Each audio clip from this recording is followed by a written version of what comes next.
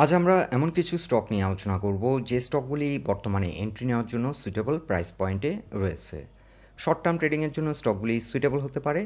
আর যে স্টকগুলি আজকের আলোচনায় কভার করব সেগুলো হলো YPL, Samorita, BD finance, Saif পাওয়ার এবং একমিপিএল। চলুন তাহলে বন্ধুরা জেনে নিই স্টকগুলির বর্তমান অবস্থান এবং ফিউচারে কেমন প্রাইস অ্যাকশন হতে পারে। আলোচনাটি শুরুতেই সবাইকে রিকোয়েস্ট করব ডিসক্লেমার অংশটি আপনারা ভালো করে পড়ে নেবেন। পুঁজিবাজার ঝুঁকিপূর্ণ।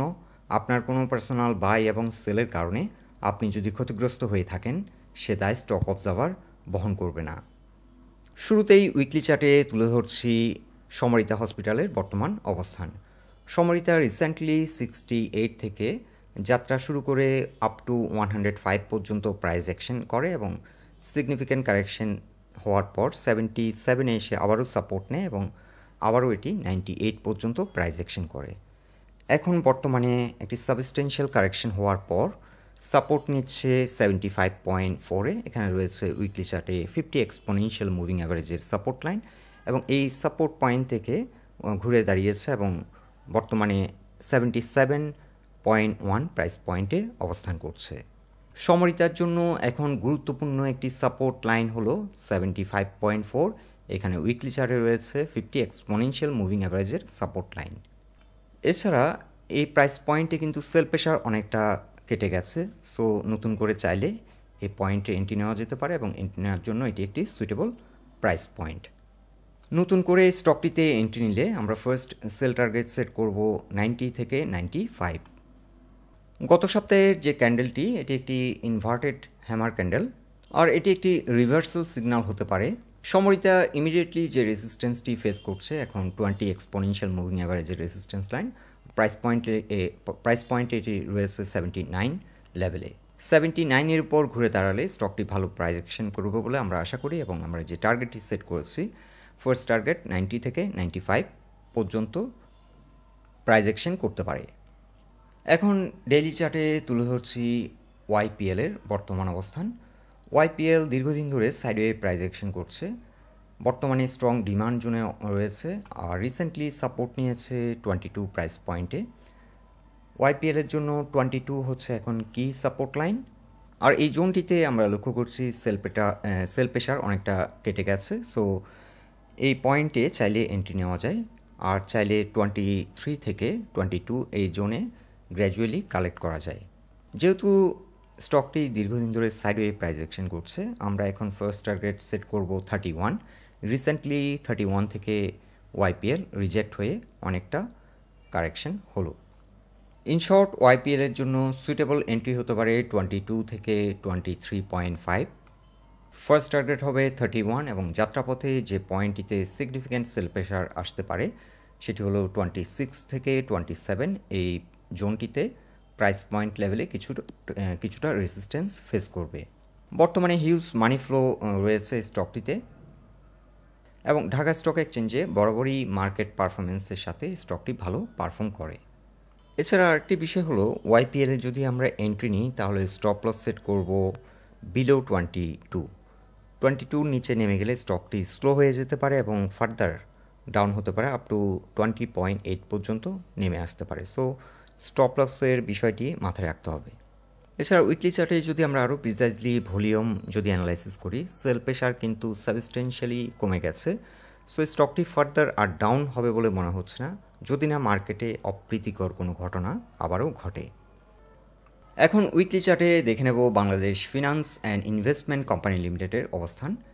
বিডি ফিনান্স সেক্টর একটি হাই পারফর্মিং স্টক। ফ্লোর উঠিয়ে নেওয়ার পর স্টকটিতে বড় ধরনের পতন হলো। বর্তমানে সাপোর্ট নিচ্ছে 26.5 এবং এন্ট্রি নেওয়ার জন্য এটি একটি সুইটেবল প্রাইস পয়েন্ট আর এই জোনটিতে সেল প্রেশার অনেকটা কেটে গেছে, সো স্টকটি এখান থেকে ঘুরে দাঁড়ানোর সম্ভাবনা বেশি এবং আজকের দিন শেষে 27.5-এ ক্লোজ হলো। ডে চার্টে যদি স্টকটির অবস্থান আমরা দেখি ডে চার্টেও আমরা লক্ষ্য করছি এটি সাপোর্ট নিয়ে এটি ঘুরে দাঁড়ানোর চেষ্টা করছে এবং রেজিস্ট্যান্স ফেস করছে ডে চার্টে 20 এক্সপোনেনশিয়াল মুভিং অ্যাভারেজে। 20 এক্সপোনেনশিয়াল মুভিং অ্যাভারেজের রেজিস্ট্যান্স লাইনটি প্রাইস পয়েন্ট লেভেল 28.7 এবং এই পয়েন্ট থেকে বারবার রিজেক্ট হচ্ছে, সো 29 প্রাইস পয়েন্টের উপর যদি বিডি ফিনান্স ঘুরে দাঁড়াতে পারে এখান থেকে ভালো প্রাইস অ্যাকশন হতে পারে। এবং বর্তমানে যদি আমরা এই স্টকটিতে এন্ট্রি নিই তাহলে ফার্স্ট টার্গেট হবে 44। যাত্রাপথে একটি গুরুত্বপূর্ণ রেজিস্ট্যান্স ফেস করবে 36 প্রাইস পয়েন্টে এবং এই জোনটিতে কিছুটা সেল প্রেশার ফেস করবে। রিসেন্টলি 33.8 পর্যন্ত কিংবা 9 পর্যন্ত প্রাইস অ্যাকশন হয় এবং এখান থেকে রিজেক্ট হয়ে বর্তমানে আবারও কিন্তু ভালো রকমের একটা কারেকশন হয়েছে এবং কারেকশনে আমরা লক্ষ্য করছি সেল প্রেশার অনেকটা কেটে গেছে। সো স্টকটি এই পয়েন্ট থেকে ঘুরে দাঁড়ানোর সম্ভাবনা বেশি। এছাড়া ভালো মানি ফ্লো স্টকটিতে রয়েছে। সো স্টকটি ইন ফিউচারে ভালো পারফর্ম করবে বলে আমরা আশা রাখছি। এছাড়া মান্থলি চার্টেও আমরা একটি রিভার্সাল সিগন্যাল লক্ষ্য করছি। লাস্ট মান্থের যে ক্যান্ডেলটি এটি ছিল ইনভার্টেড হ্যামার ক্যান্ডেল, এটি একটি রিভার্সাল সিগন্যাল এবং বর্তমানে গোল্ডেন জোনে অবস্থান করছে। এখন ডে চার্টে তুলে ধরছি সাইপ পাওয়ার টেক লিমিটেডের বর্তমান অবস্থান। সাইপ পাওয়ার আজ দিন শেষে 23.6-এ ক্লোজ হলো। বর্তমানে সাইপ পাওয়ারের জন্য গুরুত্বপূর্ণ সাপোর্ট হবে 22.9। এখানে রয়েছে প্রাইস পয়েন্ট লেভেল একটি সাপোর্ট এবং এই পয়েন্টটিতেও সাপোর্ট নেওয়ার চেষ্টা করছে। এখানে 23.6-এও প্রাইস পয়েন্ট লেভেলে সাপোর্ট রয়েছে। অ্যাপারেন্টলি মনে হচ্ছে গ্যাপটি ফিল আপ করে স্টকটি ঘুরে দাঁড়াবে। রিসেন্টলি হিউজ মানি ফ্লো স্টকটিতে লক্ষ্য করা যাচ্ছে এবং ডে চার্টে বর্তমানে 20, 50 এবং 200 এক্সপোনেনশিয়াল মুভিং অ্যাভারেজের নিচে অবস্থান করছে। ঘুরে দাঁড়ানোর চেষ্টা করেছিল কিন্তু রিজেক্ট হয়ে আবারও 20 এক্সপোনেনশিয়াল মুভিং অ্যাভারেজের নিচে চলে আসে। সাইপ পাওয়ার দীর্ঘদিন ধরে ফ্লোরে অবস্থান করছিল 29.7 লেভেলে এবং ফ্লোর উঠিয়ে নেওয়ার পর বড় ধরনের পতন হলো। স্টকটি আপ টু 19.9 পর্যন্ত নেমে আসে এবং এই পয়েন্ট থেকে বাউন্স ব্যাক করে আপ টু 28.4 পর্যন্ত প্রাইস অ্যাকশন হয়। সো বর্তমানে স্টকটি চাইলে স্লোলি কালেক্ট করা যেতে পারে এবং স্টকটিতে যদি আমরা নতুন করে এন্ট্রি নিই তাহলে ফার্স্ট টার্গেট আমরা সেট করব 28 থেকে আপ টু 29.7। উইকলি চার্টে 200 এক্সপোনেনশিয়াল মুভিং অ্যাভারেজের রেজিস্ট্যান্স লাইনটি রয়েছে 28 এবং এই এক্স্যাক্টলি এই পয়েন্ট থেকে রিজেক্ট হয়ে অনেকটা নিচে নেমে আসে এবং আবারও একটি স্ট্রং ডিমান্ড জোনে রয়েছে এবং সেল প্রেশার অনেকটা কেটে গেছে এই প্রাইস পয়েন্টে। আশা করা যায় স্টকটি 23 কিংবা এই জোনের আশেপাশে কোনো একটি পয়েন্ট থেকে সাপোর্ট নিয়ে ঘুরে দাঁড়াবে এবং এখান থেকে আবারও ভালো পারফর্ম করবে। ঢাকা স্টক এক্সচেঞ্জে বরাবরই স্টকটি ভালো পারফর্ম করে, তবে recently up to the mark perform করছে না। সাইপ পাওয়ারের অল টাইম হাই ছিল 48 এবং দীর্ঘদিন ধরে এটি ফ্লোর প্রাইসে অবস্থান করছিল 29.7 লেভেলে। ইনশর্ট বর্তমানে এন্ট্রি নেওয়ার জন্য সুইটেবল প্রাইস পয়েন্টে অবস্থান করছে এবং স্টকটিতে যদি আমরা নতুন করে এন্ট্রি নিই তাহলে 28 থেকে আপ টু 30 হতে পারে আমাদের ফার্স্ট টার্গেট। এখন ডে চার্টে তুলে ধরছি একমি পেস্টিসাইডের অবস্থান। ACMEPL আজ দিন শেষে 26.2-তে ক্লোজ হলো এবং এখানে সাপোর্ট নেওয়ার চেষ্টা করছে। ACMEPL এর জন্য একটি গুরুত্বপূর্ণ সাপোর্ট পয়েন্ট হতে পারে 25.2। স্টকটি দীর্ঘদিন ধরে ফ্লোরে অবস্থান করছিল 35.4-এ এবং ফ্লোর উঠিয়ে নেওয়ার পর বড় ধরনের পতন হয় এবং রিসেন্টলি এটি ঘুরে দাঁড়ানোর চেষ্টা করেছিল 20 এক্সপোনেনশিয়াল মুভিং অ্যাভারেজের উপরে এটি কামব্যাক করেছিল কিন্তু সাস্টেইন করেনি। আপ টু 30.5 পর্যন্ত প্রাইস অ্যাকশন হয়।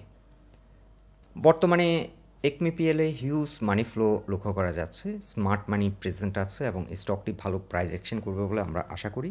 স্টকটি গ্র্যাজুয়ালি কালেক্ট করা যেতে পারে এবং স্টকটির ক্ষেত্রে ফার্স্ট টার্গেট হতে পারে 35। ACMEPL এর অল টাইম হাই ছিল 45.6, বর্তমানে হিউজ কারেকশন হয়েছে, বড় ধরনের একটি পতন হলো এবং এই জোনটিতে আমরা লক্ষ্য করছি হিউজ মানি ফ্লো নিয়ে স্টকটি ঘুরে দাঁড়ানোর চেষ্টা করছে। সো স্টকটিতে বর্তমানে স্মার্ট মানি রয়েছে এবং স্টকটি একটি হাই পারফর্মিং স্টক এবং ফার্স্ট টার্গেট হবে 35।